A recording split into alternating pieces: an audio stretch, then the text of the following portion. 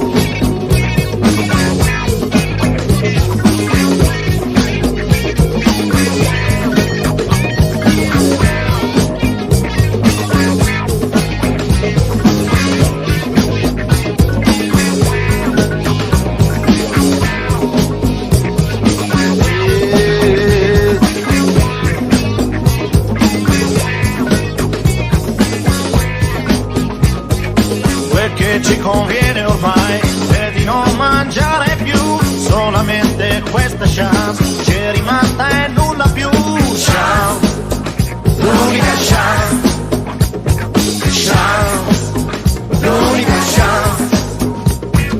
Non c'è scampo ormai per noi, è inquinato anche il menù, non c'è niente che puoi bere, solo l'acqua della pioggia. Ma poi se non piove, poi se non piove, la salute se ne va in compagnia del criminale che per qualche lira in più ci sofistica il mangiare. Lei se ne va, lei se ne va. Lei non dire mai che non lavo l'apparecchi perché io lo so. In acquato nel tuo piatto troverai il nemico.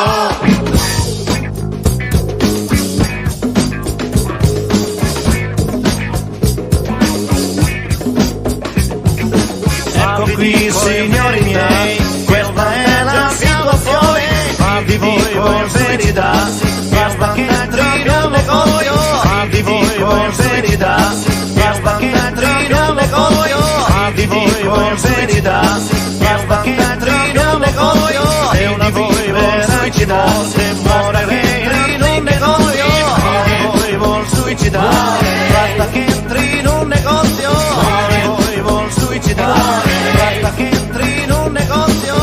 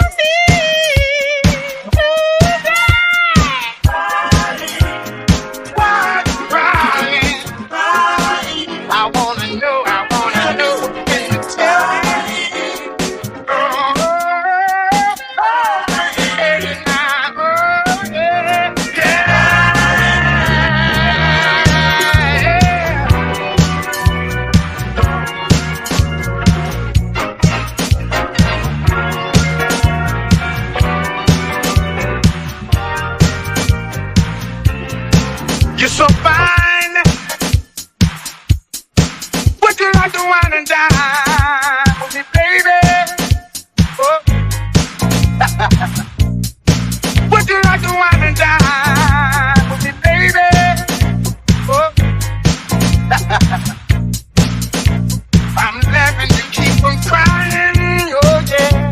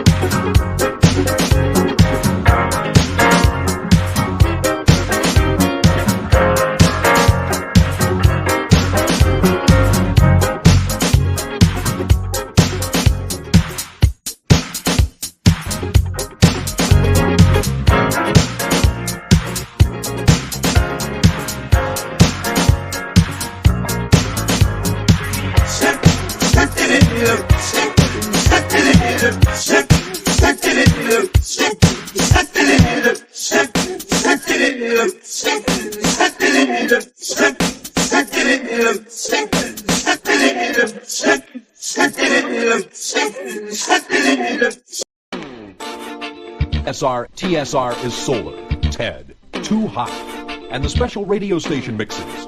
TSR is the import pool and exclusive import club for DJs, fans, and freaks. TSR, the best way to be informed to stay ahead with the latest from the dance music scene. TSR, write to us and let us know your interest and we'll send you exactly what you need. TSR, dance music for people who want tomorrow's music today.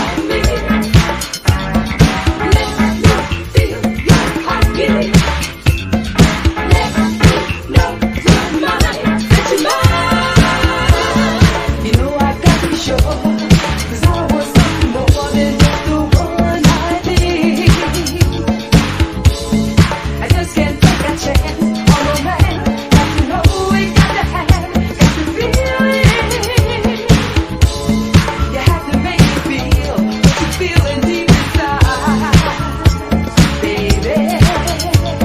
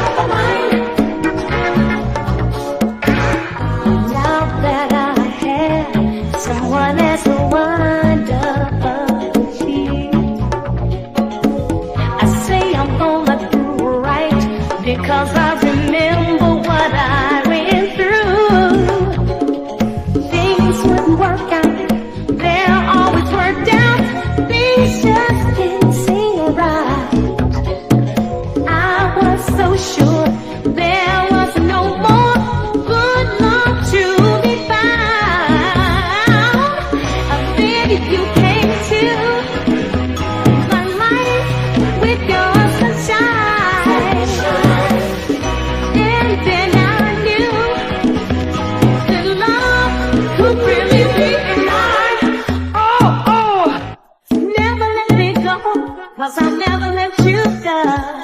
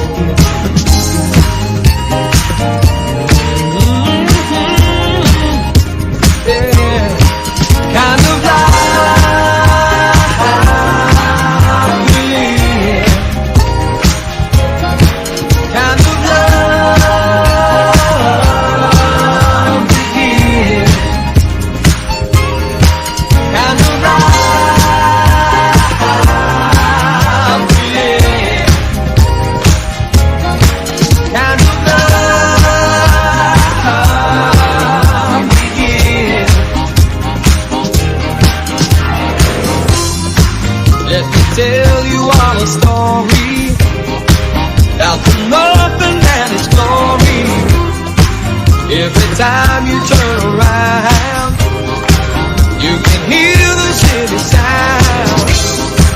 People smile when you say hello. When you say hello. Stop a while, see the city go.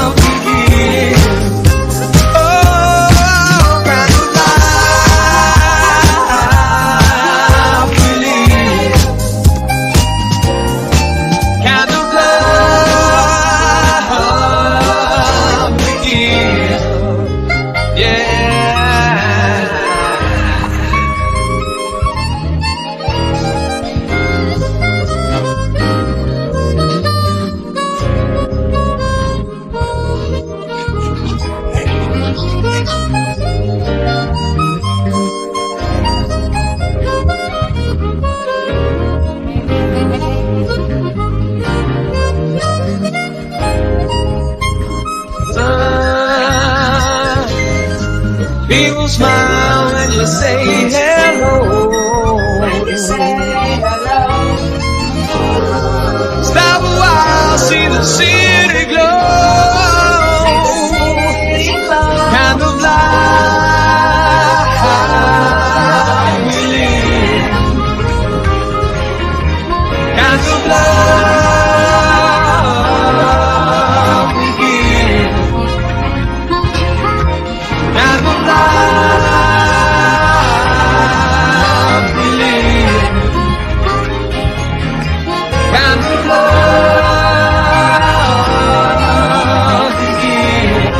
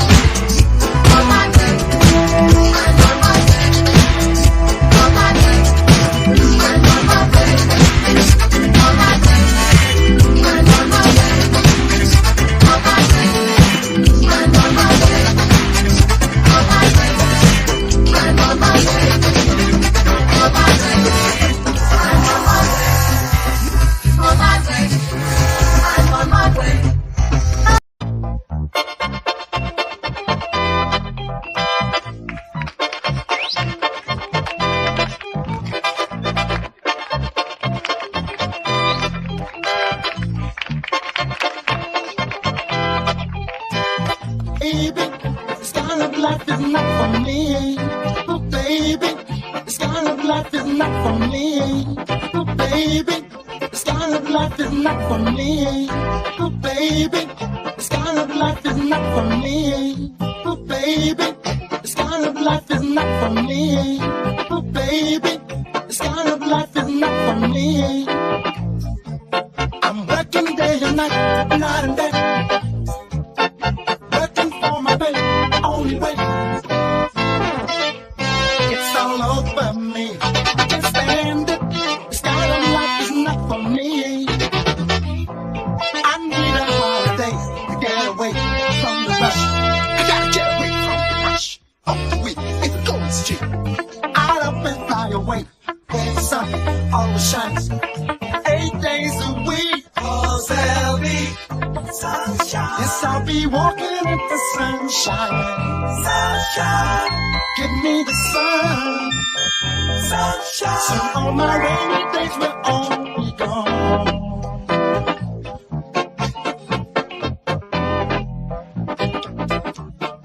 I don't wanna fuss, wanna fight. I'm checking in to book my early flight. I don't wanna fuss, wanna fight. I'm checking in to book my early flight. I don't wanna fuss, wanna fight. I'm checking in to book my early flight. I've got to get away to see what's right for me. Walking by the sea, walking by the sea. Oh, walking by the sea. That's when I'll be free.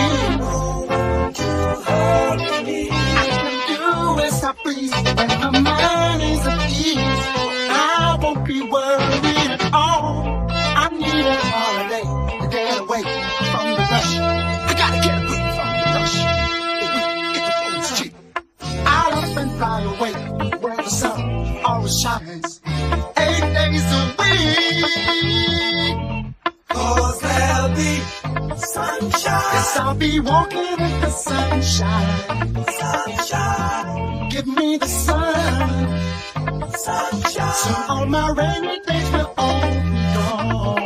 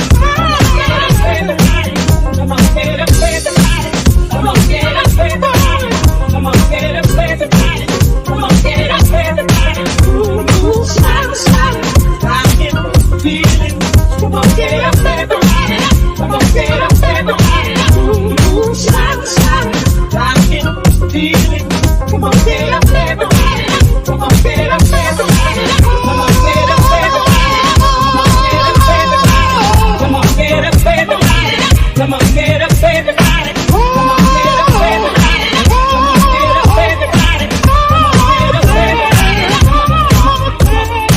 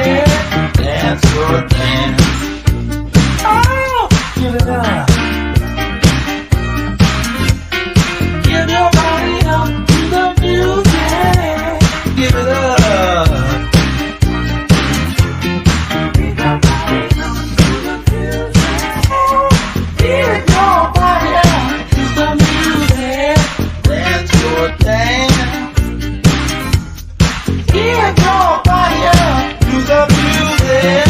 That's your plan. Give your fire to the music. Let the music tell you what to do. Give your fire.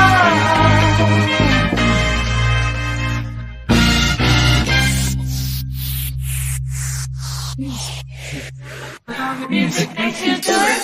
The music makes you do it. The music makes you do it.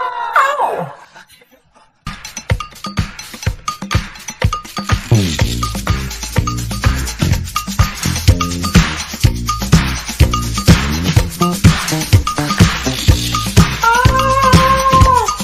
Give your fire to the music. Dance your dance. Give your fire to the music. Give your fire to the music. Give your fire to the music. Give your fire to the music. Give your fire to the music. Give your fire to the music. Give your fire to the music. Give your fire to the music. Give your fire to the music. Dance your dance. Oh, give your fire to the music. Dance your dance. Give your fire to the music. Dance your dance.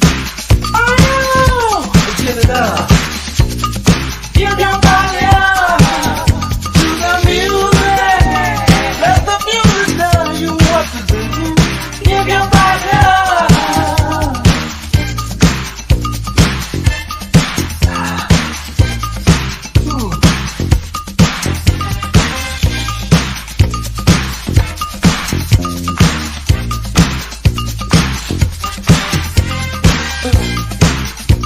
Give it up.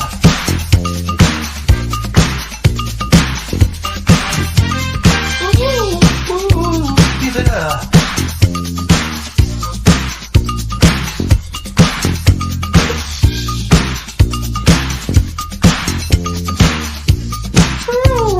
Give your fire. Oh, come on, yeah.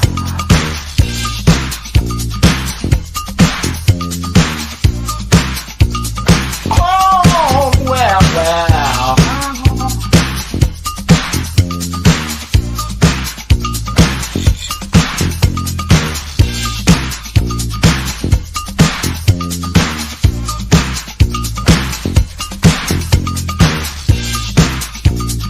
Give your body up to the music. Give your body up to the music. Give your body up to the music. Give your body up to the music. Give your body up to the music. Give your body up to the music. Give your body up to the music. Give your body up to the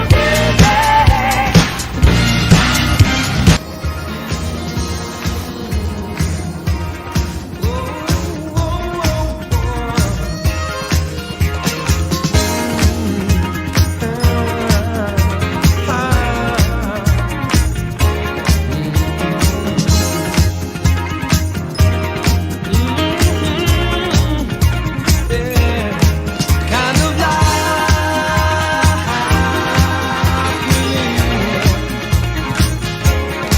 Kind of love we give.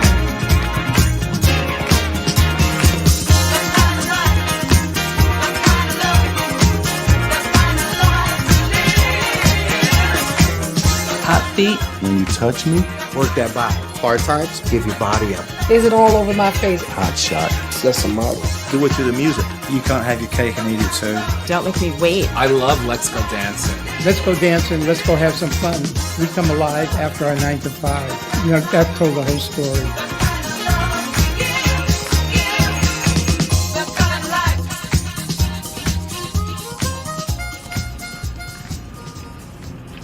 I know this is all very, very much like it was the last time I was here, which was like 20 more years ago.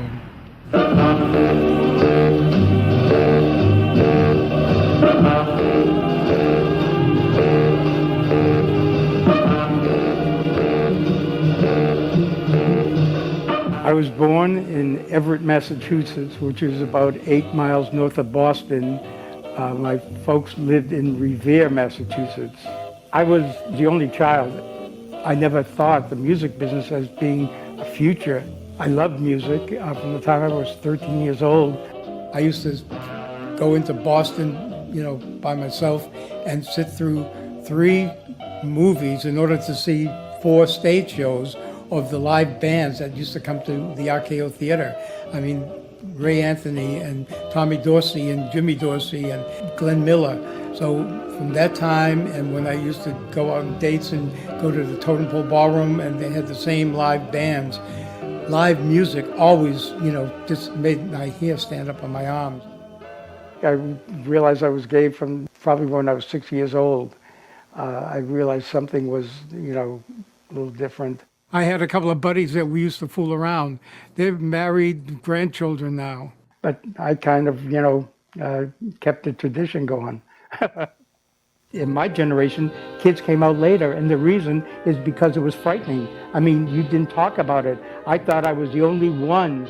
I wondered and worried how my life was going to be. And I remember going into Boston and picking up, for some reason, sailors.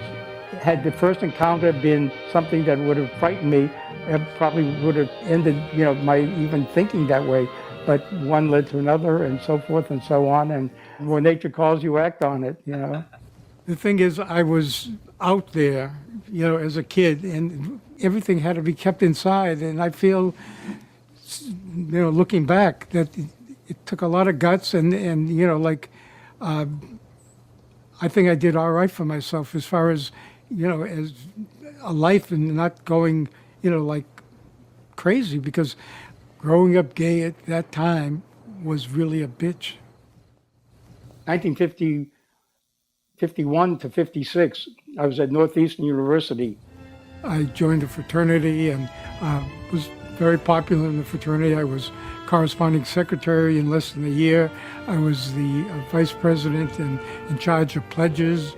So I went through the motions, graduated with a BA degree, which qualified me for like nothing. And right after I got out of college, I got drafted. When I got back to the States, my whole life changed through a trick I met in the park. It was someone that I met in the public gardens, and it was a sexual encounter. And every once in a while I would ring his bell, it was a door trick or whatever. And one Sunday morning I rang his bell and he was entertaining some friends from New York. They were having a brunch. He invited me in and I met someone there that we kind of hit it off. He was secretary to the president of ABC Paramount Records. And then one day he called me and said, hey, there's an opening here at ABC. Would you be interested? The job was $65 a week, but getting away and getting on my own, was like freedom.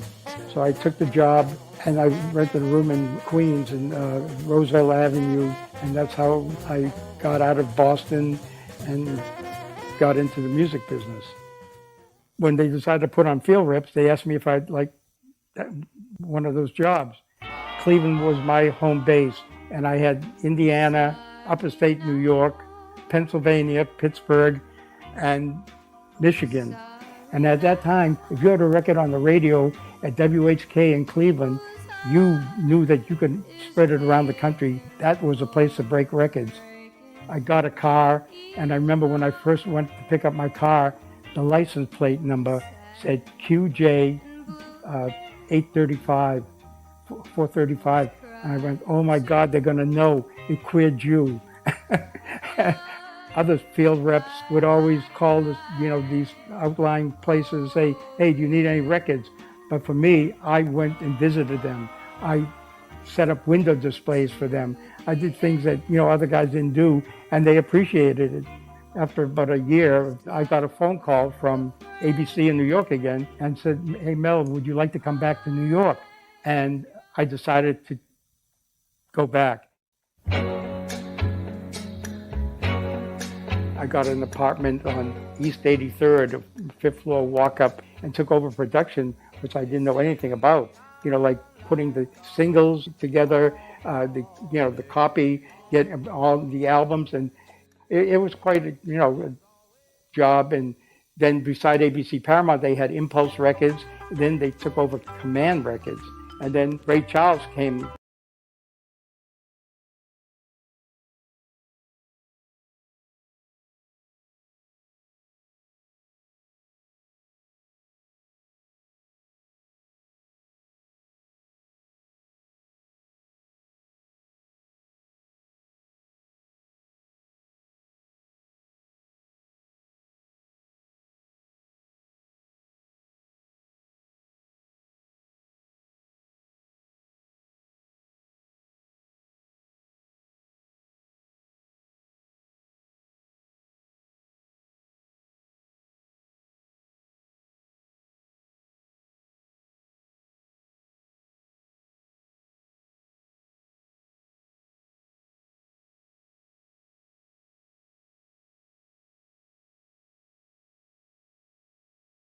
On the scene. ABC recorded Ray Charles for the first time, modern sounds in country and western music. It was very innovative because it was the first time that they used strings with country and western. It was a million-selling album. I worked on production of Ray's label Tangerine as well.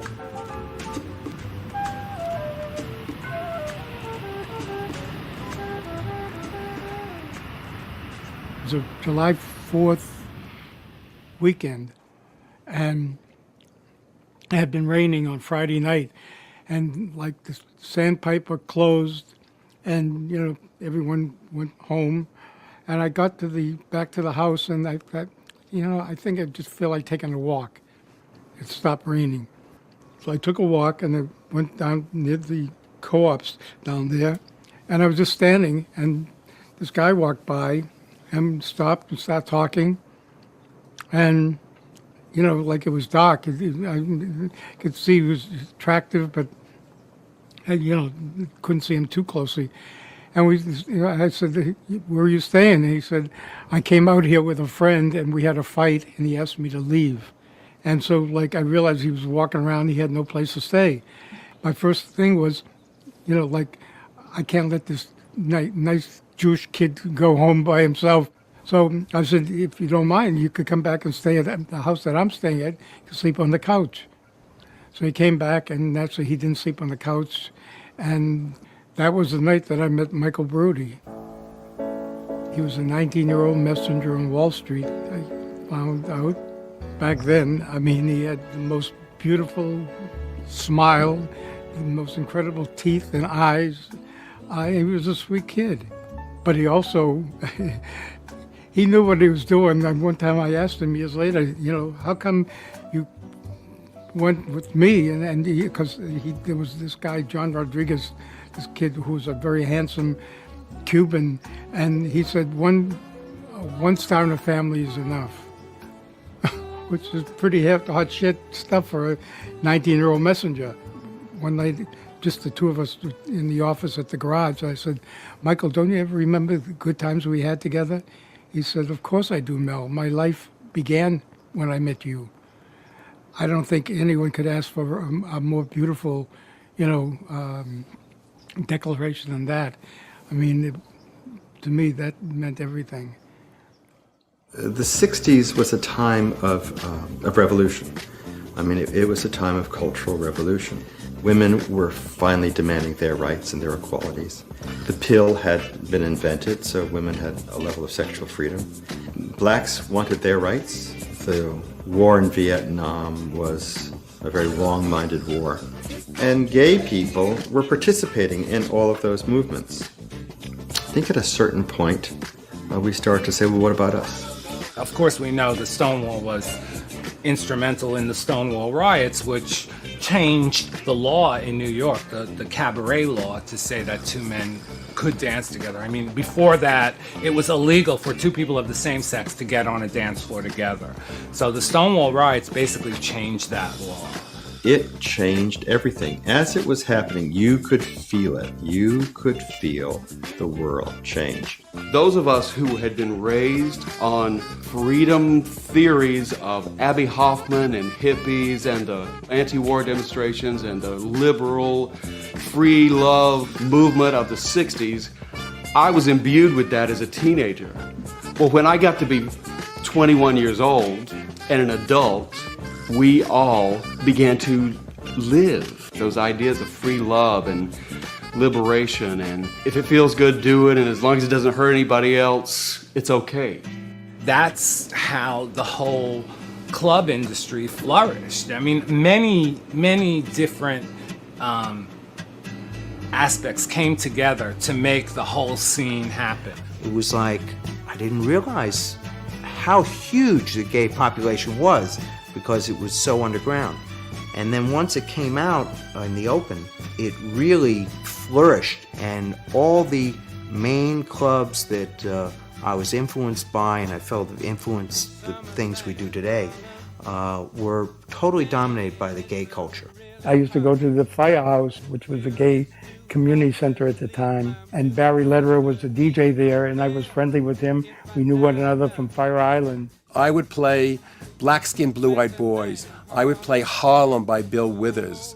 There was the gallery, Nicky Ciano, who was a 17-year-old kid that started his own club. I had a girlfriend at the time, was talking to her about it. We went, we priced things, put together a budget, and just perchance, we went to my brother, who was 10 years older than us, and said, look, we want to do this.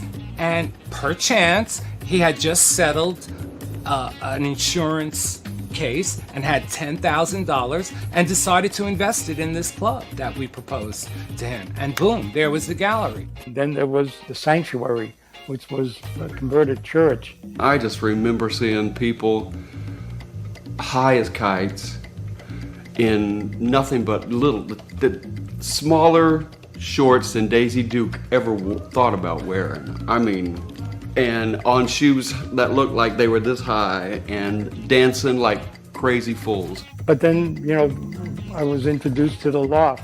The Loft is probably the most influential club. I mean, it influenced, you know, the gallery, it influenced the Paradise Garage. A good friend of mine named David Rodriguez, who used to work at Downstairs Records, was a record shop on 42nd Street in the subway. And he's the one who introduced me to the Loft. And I guess it changed my life, actually. We like to believe that Soho was such a liberal and hip area. David had a black and gay and Hispanic club. So because David had a club like that, they had to have a lawyer who worked the door, because that community, that was that hip artist community, was always trying to close the Loft down.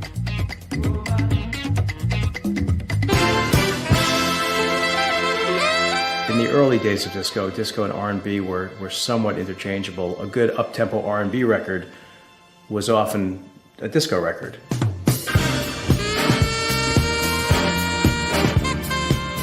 I was a big James Brown fan. Harold Melvin and the Blue Notes. I'll always love my mama. To me, is a black opera. And then Love Is the Message became like an anthem. I wish I can rewind the whole tape and take you back at that time when we were recording that. Gamel's mom is a Jehovah's Witness. So he brought in these Watchtower magazines. And the mother used to preach to him like, love is the message. You gotta love your neighbor, love this and love. So anyway, he come up with the idea, love is the message. Let's write a song around that. And we did, we wrote a groove. And we put it together. It was Norman Harris, God bless his soul, and Ronnie Baker, Earl, Larry Washington, a conga player. We put that thing together as a rhythm section. Lenny Pakula on organ, myself on vibes, and we come up with MFSB, mother, father, sister, brother. You know, I tried to emphasize over and over that the music of the 70s, especially the early mid-70s, was nothing called disco, what people think of as a disco record. It was danceable R&B. I mean, the Blue Magic and the Spinners, and Isaac Hayes, Diana Ross, the Gamble and Huff, Motown. no one could call that disco music. It was danceable R&B. All that music was the music that we danced to. First time I met Mel was, I believe, 1971. I was working in the warehouse for SEPTA Records, and Mel was in charge of production for all of SEPTA Records. Florence Greenberg, the woman that owned the company, created songs like Soldier Boy and, the Shirelles, Dionne Warwick and B.J. Thomas. And the disco thing, she may have thought it was just a flash in the pan. There was always something very interesting about him. He would always, he'd ask a question, challenge the way things were done. And he had a sense of what was going on in the club scene. SEPTA had the Independents, a song called Leaving Me, and it was a big R&B record.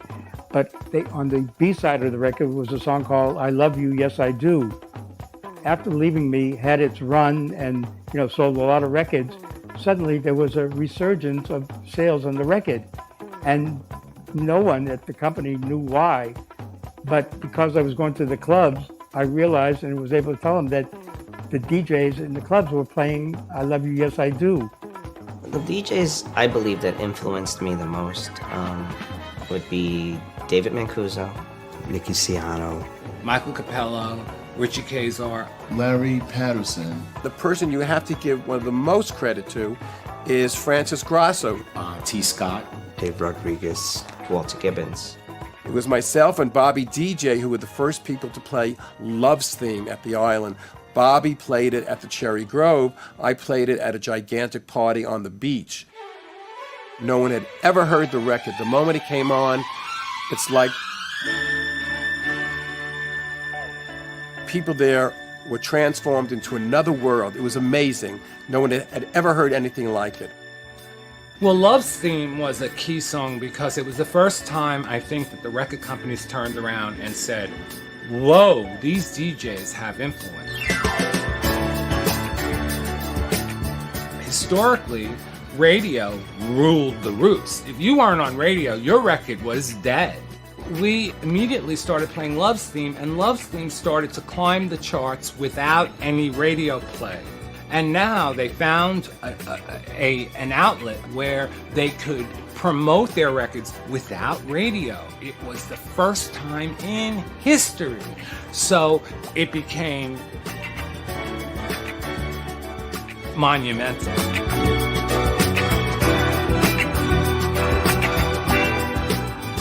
One night, this guy, Jerry Rosenbaum, took Michael and myself to the loft. And we were just standing on the stairs and, we were going to the different, clubs. And I remember just saying, wouldn't it be great to have a place like this where black, white, straight, and gay can come together? And that was, maybe a year before we start going, separate ways. And Michael, took some money out of our joint bank account and, went in with these two other guys and opened up Reed Street. When he found Larry, he called me one day and said, Mel, I found the guy that's going to make it happen for me. And those were the exact words. And he was talking about Larry. I met Larry at Reed Street. I think Michael Brody did Reed Street. And that club was so hot. When I first saw Larry, and Larry, he didn't mix like everybody else. Everybody else was kind of mixing in and out. He was just boom, boom. He would just slap. He would just hit you over the head with the mix. Just his selection. I realized at that point, I said, this guy's a genius. All the DJs had were 45 records, 45 RPM. And, they wanted to be able to have something else to create. Just about that time, there was a record that SEPTA got called We're on the Right Track by Ultra High Frequency. But there was only one song. So it was sitting there, and we couldn't do anything with it. I remember standing in the hallway, and I said, Sam, why don't we put the instrumental mix on the B-side? And he said, oh, no, Mel, people think that we're cheating them. And I said, Sam, that's what they want. Finally, after much talking, I convinced them, and we put the instrumental mix on the B-side. and that became standard in the industry. That year we won the Billboard Trendsetter Award for being the first company to put an instrumental mix on the B-side. I would go to Mel's office in the early days to pick up the Shirelles, to pick up Dionne Warwick, because that's what I was playing. But when disco started to become a prominent force and I was playing at the Island, I would start going to pick up the records I really wanted, like the records that Mel was working on with Tom Moulton, like Patty Joe, Ain't No Love Lost, Make Me Believe in You, Ultra High Frequency, We're on the Right Track, and of course BT Express. This guy came up to the office one day wanting to, get records. His name was Tom Moulton. He was the one that came up with the suggestion that SEPTA put out the first 12-inch DJ record on a 12-inch. At the same time, I didn't know that he worked at Salso and got Salso to put out the first commercial 12-inch. It was a Friday, and he wanted an acetate to play, and Jose ran out of the 10-inch acetate, so he had a 12-inch. And, like he said, you could spread the grooves and it'll make it hotter. And so that's how the 12-inch came about. And I was smart enough to listen to him and put the first DJ record from SEPTA, and it was called Bobby Moore, Call Me Your Anything Man. He put out a record that had one song on it, and I remember thinking, this is not going to work. Why would anyone buy a record the size of an album with only one song on it? Creatively, you had more room to do longer versions, have long intros, have long breakdowns, have long endings. It was more about longer songs. I think 12 inches allowed for that, longer and louder. And it made a tremendous, tremendous impact on the disco industry. It was the excitement of having an extended mix that thrilled the dance floor and brought it to great heights. And remember, we were all on drugs.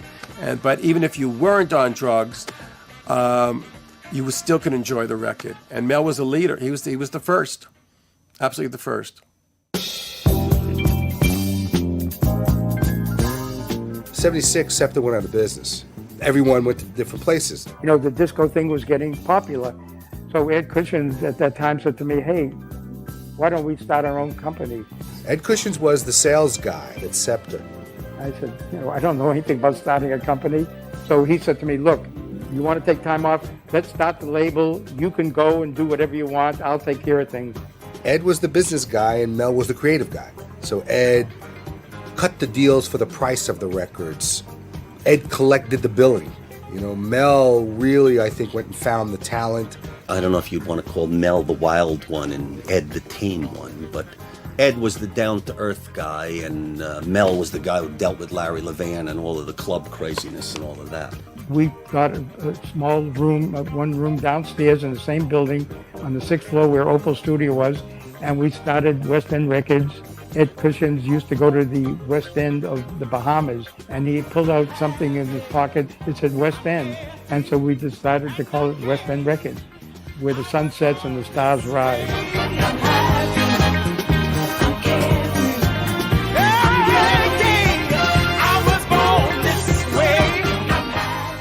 I think my very first West End record was Sesamato. That was a big street classic for B-boys. Sesamato was the Italian name for How Funny Can Sex Be? It had a nice, slow groove, and it was so smooth. We got a phone call from Ed Auslander, who was the president of E.B. Marx Music. He said, we understand that you're the disco mavens, as he called it, and he said they had a song, and could we make it into a disco record? So I called in DJ Jimmy Stewart, and while we were in the studio, Jimmy said, Mel, I have this extra piece of tape. Do you mind if I reverse it for sound effects? 2 years later, I remember Grandmaster Flash telling me that when Sesamato came out, he said that was the very first record that the rappers uptown used the bits and pieces of it to do their rapping. The part where he reversed the tape was this first sound of scratching. So sound effect turned into really what became a phenomenon years later as scratching. That was actually one of the first records that I tried to sample because the drum loop was so hot. I think I did a demo with Coogee Rap and Polo on the Sesamato beat. Hip-hop has a lot to thank records like Sesamato, because when it came to the break, that's where it stopped, because that was a cue for the MC to come in and do his thing. We were on the cutting edge without realizing it. We got a tape in from a guy in Paris called Pierre Jaubert, and it was an artist that he called Michel. So I turned it over to Tom Moulton, and he took it to Philadelphia and put together the first West End album. Can You Feel It? To me, that was a hot song. It was a great dance record, and it had a great groove to it. You know, it reminded me of MFSB. It reminded me of Baker Harrison Young. It had the spirit of that Philly sound, for sure.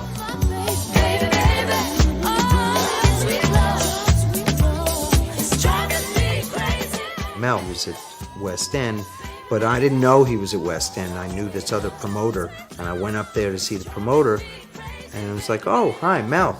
They were talking about the future and what we're going to have and how great West End's going to be, and soon there's going to be a club that is going to have really great DJ, and it's going to play just, you know, all the music like that's special. I remember going to the garage, not realizing the connection, but then soon finding out that Mel was involved with that, and that Larry was the DJ he was talking about. I had heard about it at Reed Street, that they were opening this new place, and that they had these construction parties. It was one room, and there was like on this side over here, there was like just a bar. It looked like a bar, like a coat check, and that's where Larry was set up. I remember just walking in that it was just this intense party. He's playing like Galaxy by War. And I was just looking at the crowd going, wow, the energy in here is unbelievable. It's like you're playing for a room full of DJs because they all love music so much. It closed down, and then it opened the big room, and then that small room became the Crystal Room, and then it expanded again to a theater room, and then the roof opened up. See if I can remember. I was trying to remember when you walked across the room, and then there was this person standing in this little booth. And you were always nervous that you wouldn't get in if you didn't know somebody was a member. You couldn't get in. And if you could get past him, then you would go up the ramp. And as soon as you go up the ramp, it was like heaven. It was an amazing experience because you could hear the thumping of the music. And you would get like butterflies in your stomach when you're walking into that space. And it was more than the lights and the sound. It was magic, and you can't really pinpoint exactly why something is magic, why a painting is great, why a certain book is genius. It was more like a social club, more like a church, more like a family. When I first started going there, I didn't know anybody. I waited outside and cried till they let me in. I had a friend that took me the first time, but when he stopped going, I was hooked, and they wouldn't let me in without him, and I was like, no, I'm staying. I'm not leaving until you let me in. And that was Michael Brody, and he was finally nice to me one day and let me in. Michael wanted money for the garage. I loaned him money. I said, I'll just support you and become a financial backer. But I didn't want to go in with him, which was, not too smart. One of my second 12 inches I ever bought in my life when I started buying records was Karen Young, Hot Shot. Oh, yeah. That was hot. It had that beat that just got your blood going. That was big, gay record for me.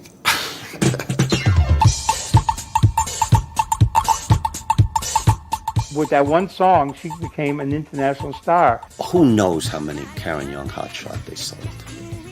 They could have sold millions. Karen Young was licensed internationally, probably in every country in the world. And in the heyday of disco, like I said, you don't know. So that could have been their biggest record, Karen Young's Hot Shot. It was an unbelievable song. The first time I heard Hot Shot was at the Paradise Garage. And Larry played that song about 5 or 6 times.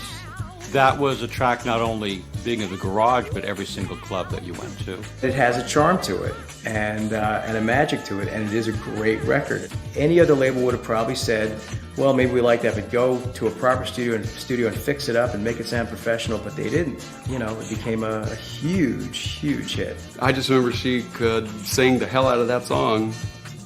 at the drop of a hat in any condition. I didn't even know this girl was white. I mean, it surprised a lot of people when she performed. You saw this teased Farrah Fawcett hairdo, and she had bad sight, so she'd walk very carefully, looking at the ground. I remember when I helped her on stage when she was performing, she took off her glasses, she couldn't see the steps. I'd go, one more step, one more step. She was very nice. But, and then she opened her mouth and pow!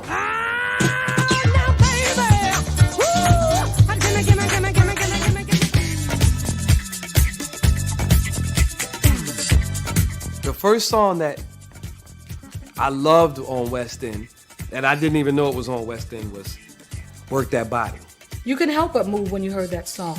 When I think of that song, I think about the Paradise Garage. I think about Larry Levan and hearing that record there because he played that record like no one else did. My first production was Work That Body. Just that bass line. That whole bass thing, it was original, but it all came from being in the garage. Because if you didn't have a hard bass, no one felt it. And then the syncopation of the melody with that bass line. Got me jumping, got me jumping. I don't know, it's kind of unusual too, like sort of like the chord progression of the way it moves. The movement in that song is a little bit different, and I like that. After we finished Work That Body, I mean, immediately, I took it to Larry. Larry put it on, and he was, Kenny, I love this record. I wanted to go to South Soul or Prelude because, West End, who are they? They had Karen Young, yeah, that was it, as far as I was concerned. I said, Larry, I want to take the record over here, and, I want to take, he says, look, Kenny, we're taking the record to West End.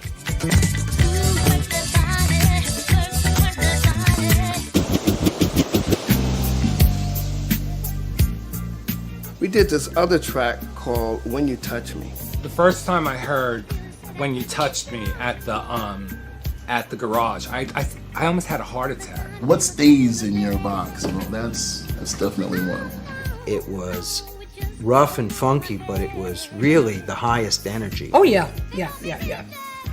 That had a lot of energy to it. That was a hot record. The crowd went nuts, and he played it from the beginning, from the slow part. Kenny made you groove, very sensual. Kenny's genius. And then when they broke into the kick, and the fucking place just exploded. The people went wild over it. I mean, really, they loved that record. When You Touch Me is one of the ultimate high-powered, works all the time records as far as I'm concerned. That is my favorite record on West End. I play it all the time. People probably sick of me playing it, but you can ask my colleagues, do I not play When You Touch Me all the time? Everywhere I go, still there. It's like, why are you playing this record? Well, hey, you'll catch it. You'll catch it sooner or later. That bass line, can't fuck with it. It's like, that's a bad tune. She hit some notes in that too. It's just like, and I can't do it. But you had like something like that where it'd be a moment where it would all crystallize. I mean, another Larry Levan mix. That record really, to this day, competes with a lot of the music that's out now. Larry Levan was the epitome of a powerful DJ. Personally, I don't believe I would have been here if it wasn't for icons such as Larry Levan. Because he managed to do, in a period of 10 years, what many people strive to accomplish in their lifetime. You know what I mean? And then there was the garage. The Paradise Garage was unique, very unique, because I could attribute sales directly to the Paradise Garage. Vinyl Mania and the Garage were sort of like one entity. We supplied the music for Larry. He came in, he shot there. It was a big scene. People gathered around to see him in person. He was just a vision in the DJ booth for most people. And this was a chance for people to see him in the flesh. If I knew that something was going to go on at the garage, I would call Vinyl Mania and say, look, you got to buy this record because, Larry's going to play this record or it's going to happen. Sure enough, he opens up the store Sunday morning. And they run into Vinyl Mania and go, I just heard the song at the garage. Yes, I have it. It's the one club that was like that. There was no other club like that. Think of it as a business. I mean, come on. 10 years of, 3,000 people buying your product, testing your test products, and the success of it, with each one becoming an album or a big artist or whatever, a lot of it, it's like big bands, just like whatever, before my time. It's like Motown. Of course, not the same amount of zeros, but the same influence, as far as I'm concerned.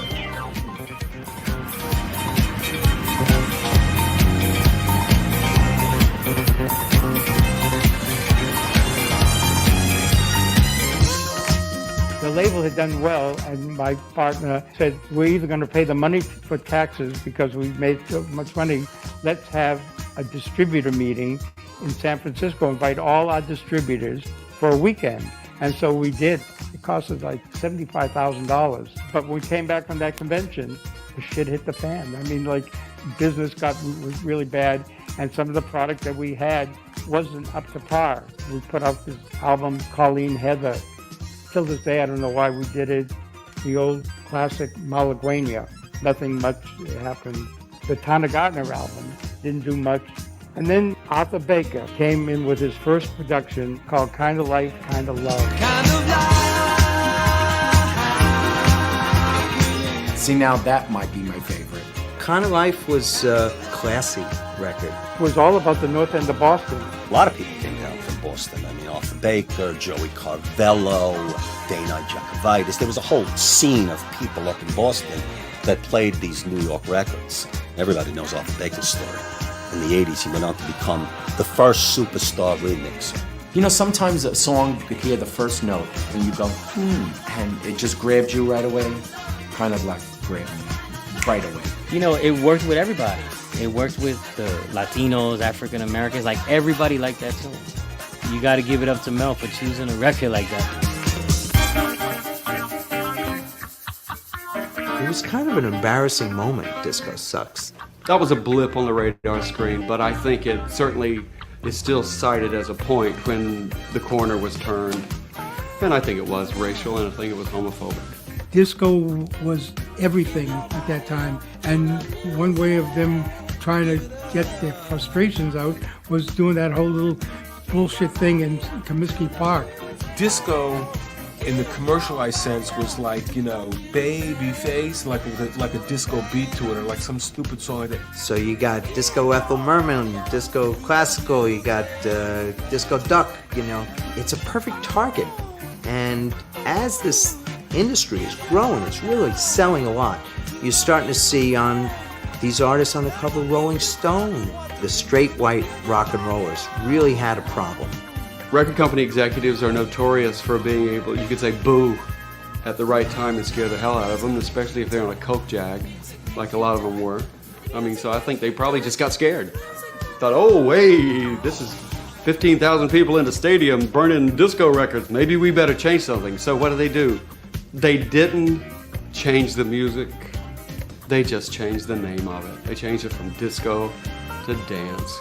The underground dance music stayed the same. The only thing that was happening, a couple of friends early on, Nick Rock, Rick Welikoff, amongst, a few were starting to, wind up in the hospital. We had no idea what the reason was. It was frightening to everyone because, we didn't know what was going on, and we didn't know for quite a long time.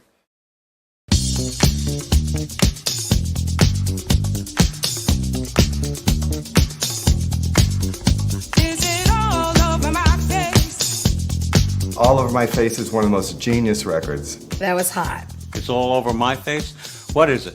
I mean, that's one of those timeless records. Loose joints, man. All over your face. That was a call and response song in Chicago, Is it all over my face? They take the music out and everybody say, hell yeah, I'm in love dancing. Is it all over my face? Hell yeah, I'm in love dancing. That was a Steve DeQuisto thing. Steve DeQuisto. He was a real character because, he was very talented, but he frightened people. Steve DeQuisto at that time was a DJ at the Loft. It wasn't Steve that was the talent. Arthur Russell was the talent. Arthur played the cello, he played keyboards, he played the drum. I mean, Arthur played every instrument there was. Arthur was friends with Allen Ginsberg and Richard Hell, and Arthur Russell would go to the Mud Club, would go to the punk clubs, and he would go to the discos. He would work with John Cage. He was totally in the punk world, but he could make a disco record. I said, we're going to go in the studio and, we'll listen to what Arthur's trying to do, and we'll create a groove. And that's pretty much what we do. Steve DeQuisto chased me down Broadway from 54th Street to about 46th Street, kept saying, I want to change the name of the group to Loose Joints. By the time I got to 46th Street, I said, hell, at that time people were, standing on the street corner selling loose joints. I thought, shit, well, they'll be doing promotion for us. So I said, okay. To this day, I play Is It All Over My Face and When You Touch Me a lot. I think I play Is It All Over My Face every other time I play. We put the record out with, the male vocal, and nothing was happening. So Larry went in the studio, and at that time we were, really broke. That record was being mixed by Larry, and Larry was doing it on studio time that he didn't have, and people came in and found out that he was there, and they kicked him out, and he had done this raw mix, which is what came out. And I always happy about that because he may have gone longer, he may have changed things, but he found that girl's vocal and put it on. And I was at the garage on a Saturday night when Frankie Crocker from WBLS was there. He played it, and Monday was on BLS. It became an underground local hit, New York. It's become bigger today than it ever was before.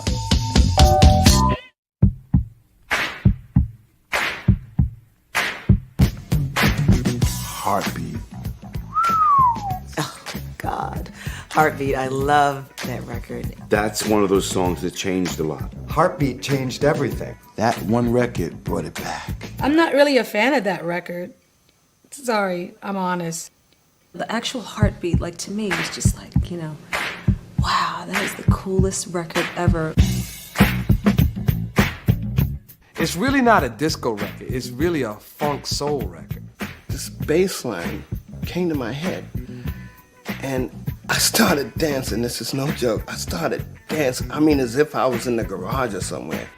I got up the next day, and I'm walking down the street, and I'm getting this boom, boom, boom, boom, and that bass line comes back. Cause usually, it's a great. Sometimes once it's gone, you blew it. You should have recorded it or something. So I'm walking down the street, and I don't realize I'm dancing. I'm in the fish market. And this old white lady is going like this. And I'm looking at her. I'm like, what's wrong with her? Why is she going like that? And I didn't realize that I was still dancing. I'm actually in there dancing to this music in my head. I know people must have thought I was insane. The variation of the record was great because it went from the beginning of the heartbeat to a full-fledged song, chorus change, and back down to the heartbeat. Hey, a perfect song. I didn't take that record to West End, all right? I went to Atlantic, Epic, I went to Prelude. Let's put it this way, everybody shot it down. So, where else could I go? Both Kenny Nix and I have said many times, if it wasn't for Larry Levan, Heartbeat never would have happened. Larry puts this record on, and entirely every single person in the room left the room. Everybody shot it down. Kenny is too slow, it's too this, it's too this, it's too... Everybody hated it. It was in the middle of the disco era. No one wanted to hear nothing under 120, 130 BPMs.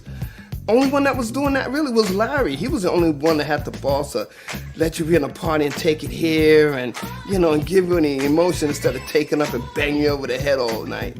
The crowd had such respect for him that they got it. And once they got it, the rest is history.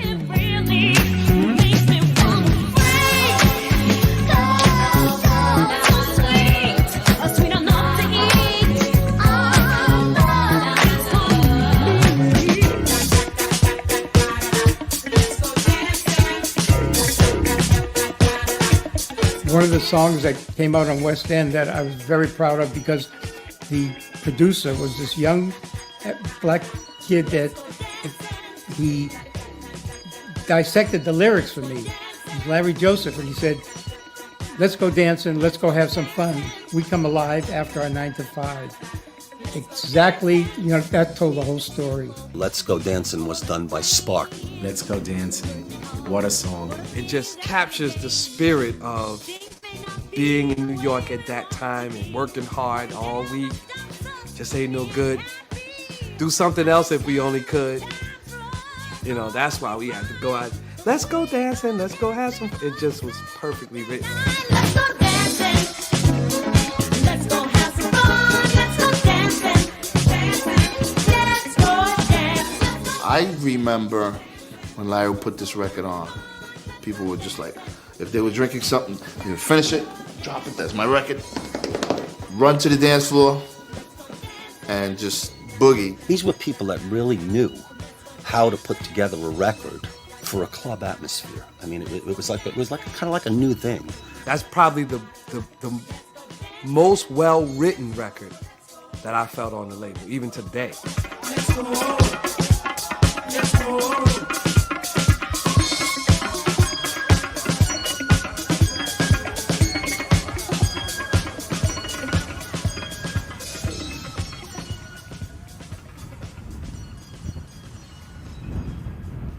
Back in the very early days of AIDS, Mel was selling raffle tickets to fight the gay cancer. I'm like, what are you talking about? He's like, well, there's a disease, and it hadn't been named yet, and apparently it was affecting some of the gay population in New York, and there was no awareness of it. The first person ever to make me aware of it was Mel. I started getting these calls. People, were aware that I was writing for the gay press, and so I'd get, gay people would call me from time to time with tidbits of information.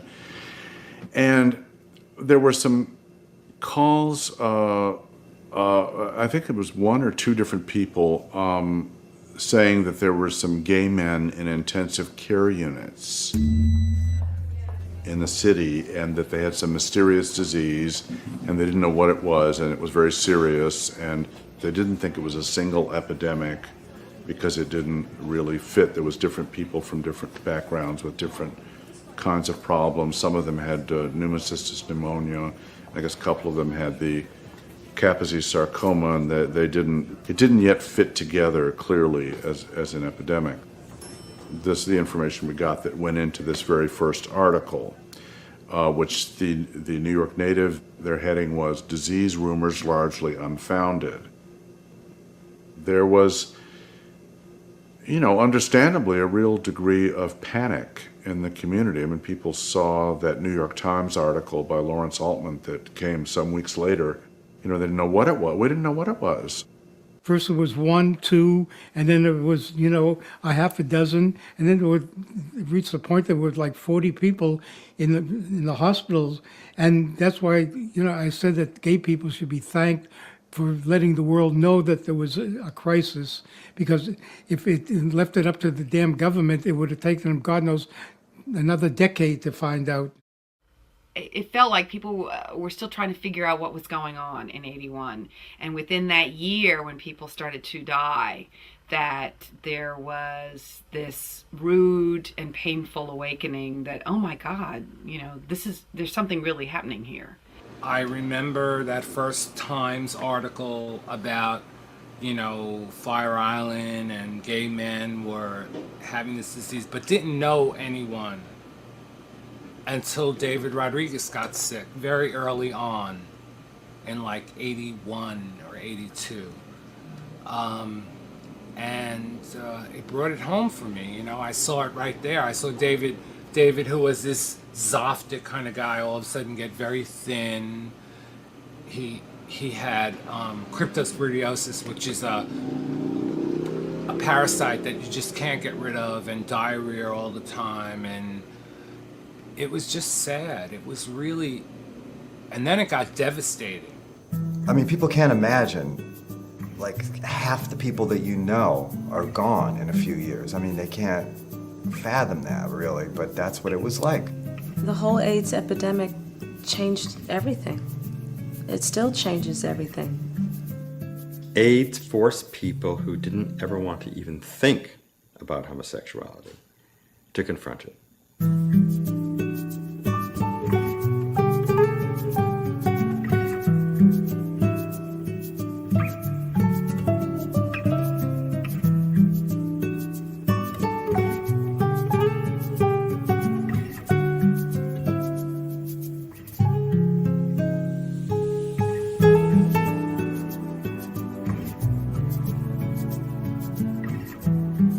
There were political organizations and cliques and things already in place, but that's not where the action was unfolding in terms of response, this earliest response to AIDS.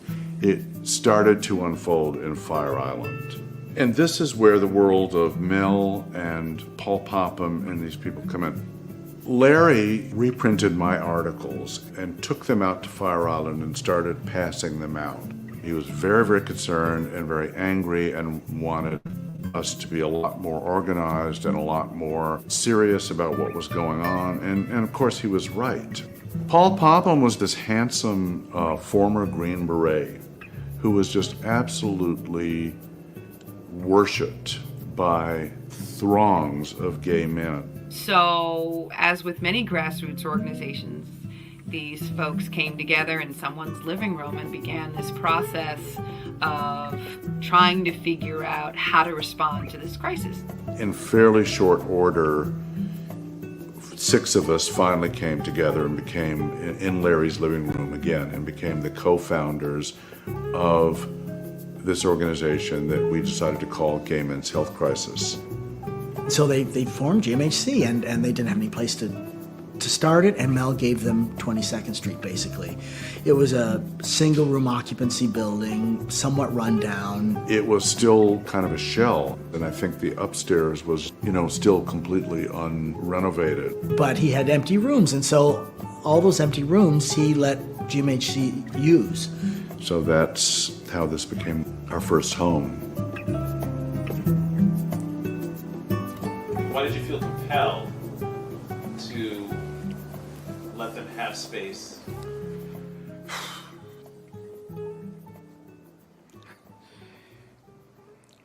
It was a family, these were friends, like I had the space, and I suggested wanting to take over the building for a couple of years, and they didn't do it, but they were there until 1984.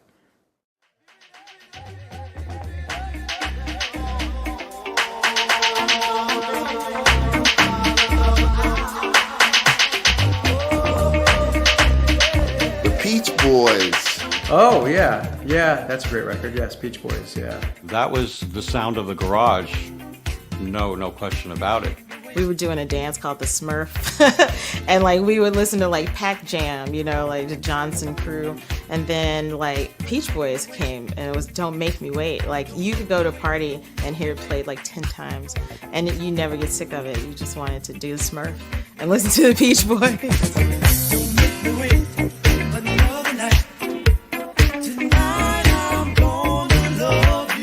Well, Don't Make Me Wait is the epitome of what was happening on West End. Remember the Larry-Mel connection. Now all of a sudden, Larry was making the record. I got Larry to do this first mix ever. It was for Sesame Street called C is for Cookie. And you listen to it today and it still stands up. So when Larry said he wanted to do a record, it would have been foolish for me to, try to, stop him. That record was so different. I mean, there was nothing that sounded like Peach Boys. Nothing at all. I mean, those hand claps on Don't Make Me Wait, it was just like a real innovative thing. he got an idea and he went with it. He was, he was a genius. And Bernard Fowler's vocal on there is something special.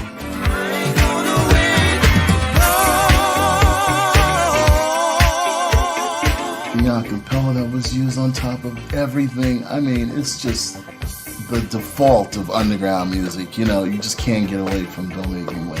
When Larry said to me, Mel, I want to do a cappella for Don't Make Me Wait, I said, a cappella with disco, Larry? And he said, yeah. And 2 minutes later, I said, okay, because, I wasn't going to, doubt his talent. The a cappella in Don't Make Me Wait has become legendary. I mean, it's been used over and over.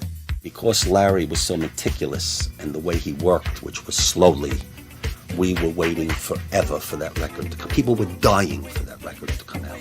Mel says go in the studio, take all the time you need.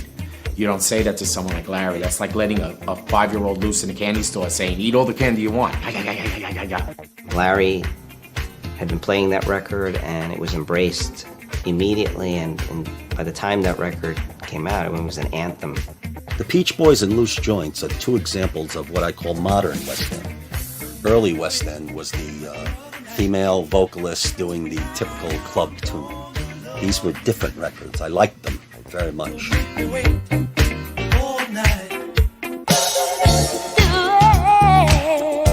Do It to the Music. I remember roller skating to that record back in the days. I bought that record. I bought it maybe 2 or 3 times. That was one of the songs that gave me chills. It gives me chills when I hear that song. Raw Silk Do It to the Music is like an obvious thing. It's just a chugging, really infectious kind of like groove. And vocals were amazing. Yes, I love that. Get moving, come on everybody. Do it. With feeling, yeah. Do it. That song had a large part of my first disco/clubbing, nightclub experiences, actually.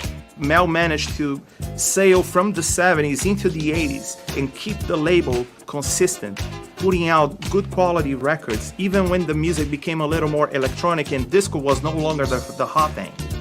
He came out with records such as Do It to the Music, Raw Silk. To me, that record alone is a pure definition of class, you know what I mean? It was very electronic, but it sounded so polished. And then it was just sexy. That's just a sexy song. There was a time when Profile and West End were 3 doors from each other or 2 doors from each other, the same floor of the same office building. Probably some producers would get to us first, and then if we didn't like a record, go down the hall to West End. And I think Do It to the Music was a record like that, where I didn't hear what Mel heard in that record when it was brought to me in its original form, but Mel was right. Once they fixed that record and did a new mix to it, it was a really, really good record. BLS, Frankie Crocker had a top 5 show. This record was on #1 for 5 weeks. It was huge.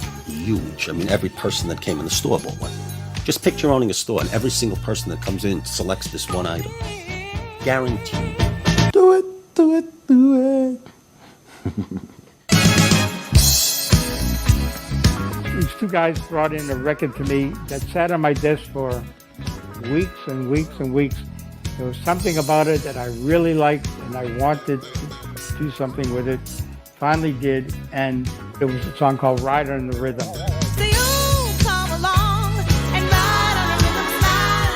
Ride on the Rhythm, great. I think about Frankie Crocker playing it on WBLS. Frankie Crocker put that song in my living room, okay? I love that sound so much because it was like club music, dance music, it was R&B, it was radio music, it was everything. Again, just like, people feeling good in that disco, lyrics kind of like, oh, come alive, come on, ride on the rhythm. It's just like, and you do see people come alive when they go to a club. In those days, there was no such thing as a tempo thing, you know what I mean? It didn't have to be a fast 125 record. It could have been this 108 BPM record, but it was funky and it sounded great and people were dancing to it. Everybody used to come to this spot, little spot in Queens, and Ride the Rhythm. Everybody, what you throw it on, and it was hot because it was instrumental one side. I could tell you, it was instrumental one side and the vocal on the other side. Nice mixes. always came across the speakers right. Big request. To this day, that's a hot joint right there. Do you remember when I said she's got the papers and I've got the man? A record that was brought into us, I heard it about 4 times before I really understood what it was saying. And it was Butching and brought us this record. Barbara Mason, who was well known for a record she did, when she was 16 years old called Yes, I'm Ready. Butch produced a record called Another Man. Another man is beating my time. Another man is beating my time. Caught up in the middle, I don't know what to do. Oh, now that, let me tell you, that record, I didn't even understand that record at first. I love that record. That is one of the funniest records. By the time I realized what she was saying in that song, I said, wow. That was a gay record. Hello, gay. And they're playing it on the radio. I love that record. It was one of those records that for me just was like, wow, thought-provoking. Such a cleverly written freaking record. Who would even, you really have to be in another place to write a song so clever that it can be relevant still today. A girl saying to a girl, another man is beating my time, another man is loving mine, is saying, hey, my husband or my man is having an affair with a man. And it happens every day. Everybody doesn't say it, but it's not like people aren't aware of it, so I didn't understand the controversy. It was just something different for the listener that they weren't used to hearing in the song. We put it out and it became quite a sizable hit. But there were things in the song that kind of made me, as a gay person, think, I'm a little embarrassed because she said there must have been a defect when he was, born, something like that.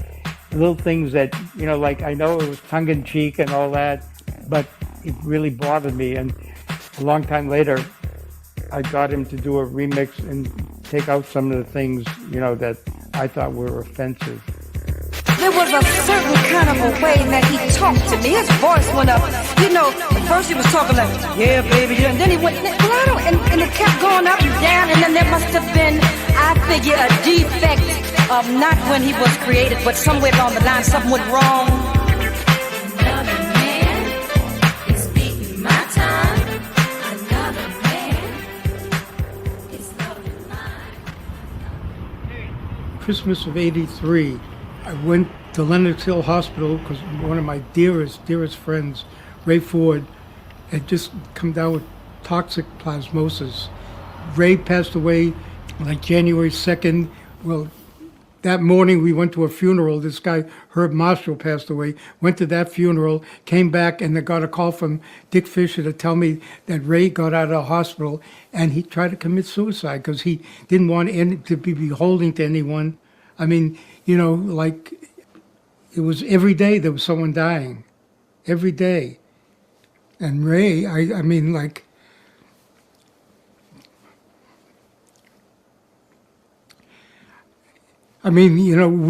he was like my therapist. We would talk hours at a time, and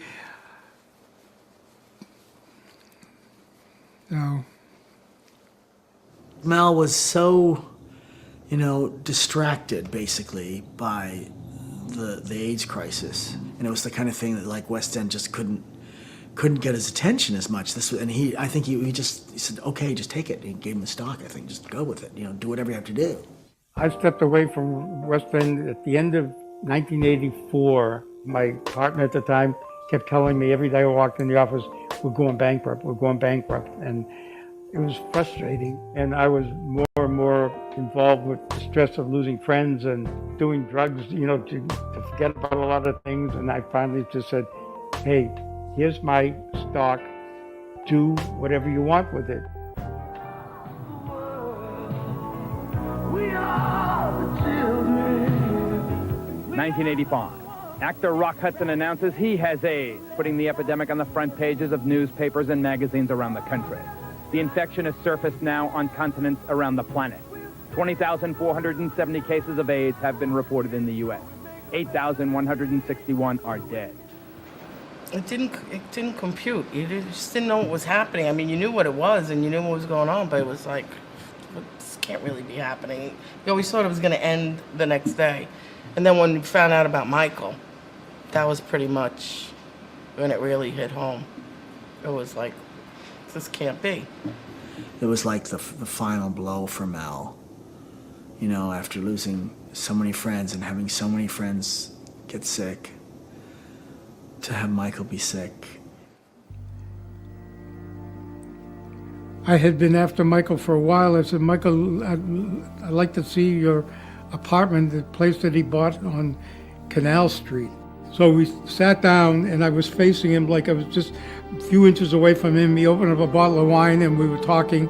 And I just looked at it and I said, Michael, what's that on your chin? And he looked at me and he didn't have to say anything. He just looked at me like, Mel, you know, what do you think it is? And he said, I brought it on myself or something. Once Michael started to decline, I mean, the staff sort of heard the rumors, but we never knew until Michael told us about it several months before the club actually closed that he was ill and the club was not going to reopen anymore. He wanted everyone to have enough time to look for another job. Michael was very proud of the Paradise Garage and what it meant to the membership, what it stood for in the industry. The club was very well respected. I believe that Michael couldn't do it anymore. If he was dying, then, you know, the garage era was going to die with him. God, the closing of the garage was devastating. It was just absolutely devastating. And it felt very, you know, discombobulating and gray. And it's like being underwater and at night where it was just like, oh, where do you go? And it was very tragic for Larry for the garage to have been closed. I know that I left after a weekend. I don't know what time it was, but I know when Larry played Weekend, I just said, you know what, it's not going to get... Oh, it's hard.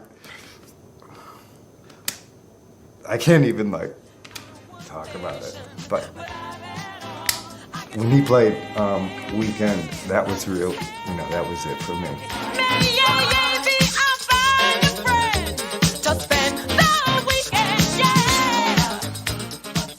It was December 28th, and I remember, you know, like I did it when my mother passed away. You know, I went to the club. I went to Baseline, and that's one time. That was when I really didn't know who Junior was, but I happened to mention to him that Michael passed away, and I never forgot it. He lit candles and they had a little, you know, a moment of silence for him. I ran up to St. Thomas because that's someplace that Michael and I spent time, and I just stayed at this hotel up in the hill, and I could cry without anyone watching me, and that was what I did. My name is Mel Sharon. Ed Cushing's my partner at West End Records. I had told Ed that I thought it was time that the recording industry as a whole got together.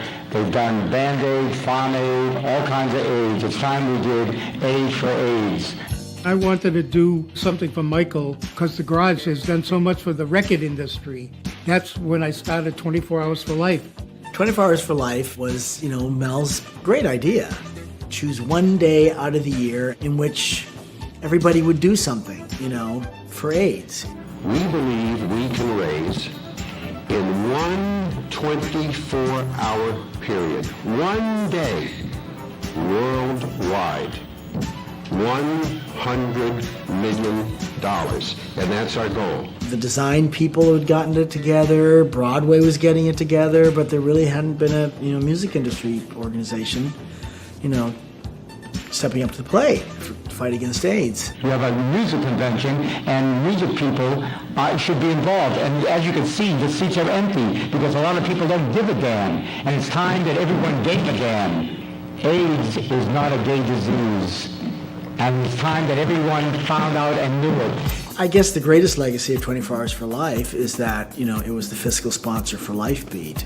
Lifebeat is the Music Industry Fights AIDS. It's a charity that was founded by Bob Caviano and Daniel Glass, and it has evolved over 14 years into an HIV/AIDS prevention charity for young people. And Mel was very crucial in helping this organization get off the ground by providing financial backing prior to Lifebeat receiving its official status as a nonprofit organization. So he's a very integral part of the birth of this organization. He remains on the board today, as passionate as always on this issue. The music continued on, but it didn't have the place for the artists to perform, and it didn't have the following in numbers that the Garage had.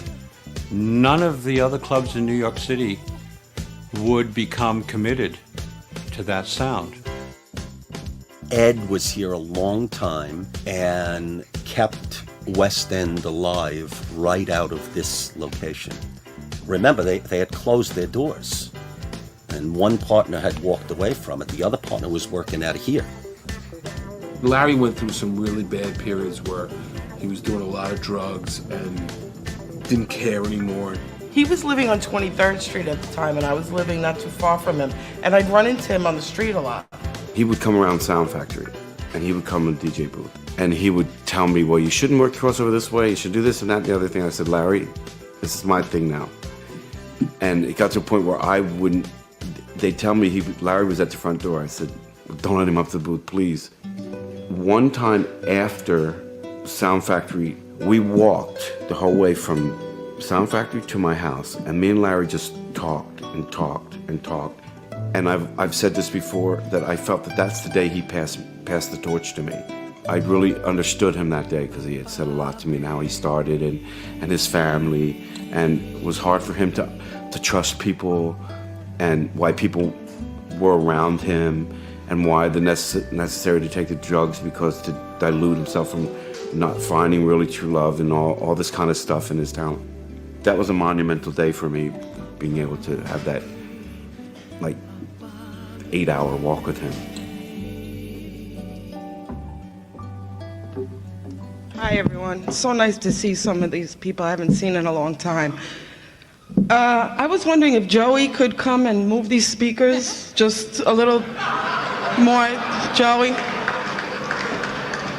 It's not sounding exactly right. I just got a call and they said Larry died, and I'm like, you gotta be kidding me. And it was the saddest day of my life. When I used to hang out in the booth next to him, standing there watching whatever he played, he used to turn to me and say, you see that little group down there? Watch what happens when I play this record. He knew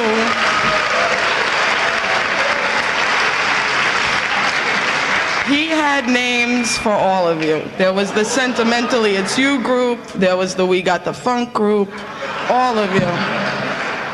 And when you were down there dancing and you felt like he was playing that record for you, he was playing it for you.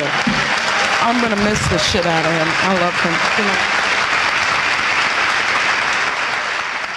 him. It's great to see that he made something of himself.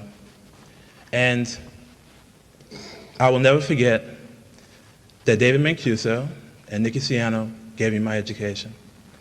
T. Scott gave me my break, but Larry Levan gave me my career. I'll never forget you, Larry. You made the music that made me dance. I know that you're getting Garage 2 ready for us. Please save a place on the dance floor for me. What I remember most was at the end of the ceremony, after everybody had their words to say and their little stories of memories of him.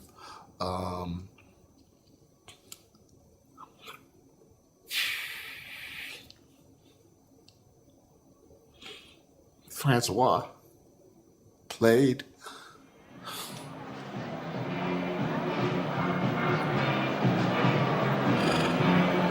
I'm sorry.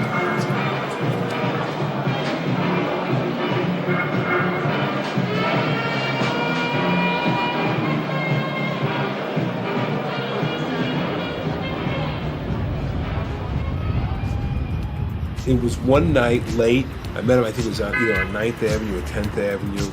And there he was, Trump, Mel walking down the street. And of course we start talking. And then I said to him, Mel, what are you, I don't understand what you did. I mean, you had a fight with Ed and you just walked away from your company. I said, you're crazy. I said, here's what's important. You own 50% of a record company. You got all the masters in your house. He's licensing the records and making income. It's a great label. And I just remember him going on like, I'm fighting with Ed. And I said, fuck that, everybody fights. He kept saying, you're a fool. And I realized that Ed would not stay in the business if he wasn't making a living. But I just couldn't bring myself to suing him. So I called him to my apartment and I said, I want my stock back. And he said to me, your history. And that's those 3 words, you are history. That's what I said, fuck you, son of a bitch. And I started, the lawsuit. And it was just at that time when he tried to almost pass off Heartbeat for $3,500. My attorneys stopped it, and we were able to put off the negotiation until after Here Come the Hot Stepper came out, and the record became #1 in the world. By that time, we were in the driver's seat, and that's when I had the wherewithal to buy him out. I'm the lyrical gangster. I'm a living, I'm a danger. Still love you like that. Hey. When I first started working with Mel, the only thing that was out was the Tana Gardner record, and so what I was doing was trying to get the office together and then looking into getting the classics reissued. I think Mel's ambitions now are keep the legacy of the label moving forward and keep the label alive, which means keeping the classics out and available and also keeping the same sort of musical aesthetic going with the new releases, which, for Mel has always been R&B based dance music. Mel has touched so many people in dance music. You want to call it disco, you want to call it danceable R&B, I don't care what you want to call it. Somewhere along the line, they probably had to go past Mel's house. Mel is the person who always had a love of music and a love of people and a sense of an obligation within himself to kind of uplift people. And the medium which he chose to do that was always music. Thanks again for this wonderful honor, which I dedicate to 2 people, Michael Brody and Larry Levan. He really conquered with West End Records the music scene in general. I think he did a lot for us. He's probably done the most for us than anybody else has ever done. If we had like the 4 heads on the Mount Rushmore or something in dance music, he'd have a head. I think it's being at the forefront of a great label. Hot Shot was weird sounding. Heartbeat was very weird sounding. Is It All Over My Face by Loose Joints? Very weird sounding records. Nobody would sign these records, except for one guy. We're never gonna ever be able to eclipse or even get near Mel and his instincts for music. It's just incredible. To be the man who was responsible for the first instrumental version of a record being on the B-side, to be the man who was instrumental in making the Paradise Garage happen, and instrumental in Larry Levan's career. I mean, these are monumental things in the dance music industry. If it wasn't for him and the group of the Garage, I wouldn't be sitting here right now talking about this. And I think that's what his thing is. He was a pioneer in developing this thing that started that I wish that someone somehow could get back to. It'll be music, I believe, and all the things that he's done in the fight against HIV and AIDS. HIV and AIDS really had a tremendous impact on the club scene. We lost a lot of very talented DJs, producers, artists, writers. But Mel was one of the first to do something about it. Not just talk the talk, he walked the walk. I think he's going to be remembered for, having been an important part in the fight to end a horrible epidemic. Mel Sharon's legacy is a man who can live life, enjoy it, be compassionate and sharing with his community, and discover and nurture talent, and be part of a golden age of music in America. And the time that he has been here and been effective on culture, he's made an impact. Mel has figured out that you get more back by sharing. Save a place on the dance floor for me.